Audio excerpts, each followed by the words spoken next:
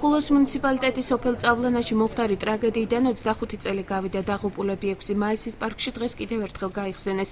მემორიალთან დღეს ბათუმის მერიის საკრებულოს და უმაღლესი საბჭოს წევრები შეიკრიბნენ.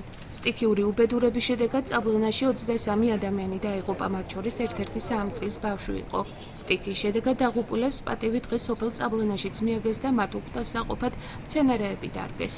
19 აპრილს შევიკრიბეთ აქ ქალაქის წარმომადგენლები, აჭარის მთავრობის წარმომადგენლები, უმაღლესი საბჭოს წარმომადგენლები იმისათვის, რომ მივაგოთ პატივი 1999 წელს ხულოს რაიონში განვითარებული ტრაგიკული მოვლენების დროს დაღუპული ადამიანების ხსოვნას. მე კიდე ერთხელ მინდა ყველა სახელით მიუსამძიმრო თითეული დაღუპულის, თითეული გარდაცვლილის ოჯახს, რომელიც ამ სტიქიურ უბედურებას შეეწირა. მეწყერმა 23 ადამიანის სიცოცხლე იმსხვერპლა, 3 დაკარგულია.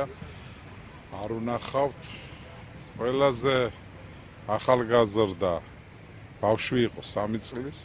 ეს ის ტრაგედია იყო, რომელიც განვითარდა 10 დღის შემდეგ 9 აპრილიდან, ანუ ქართველ ერს იარაზე მარილი მოეყარა ამით. ეს არ იყო მარტო წაბლანისა და მარტო აჭარის ტკივილი, ეს სრულიად საქართველოს ტკივილი იყო, მთელი საქართველოს შრომობდა აქ ამ ადგილიდან გარდაცვლილთა ამოსასვენებლად.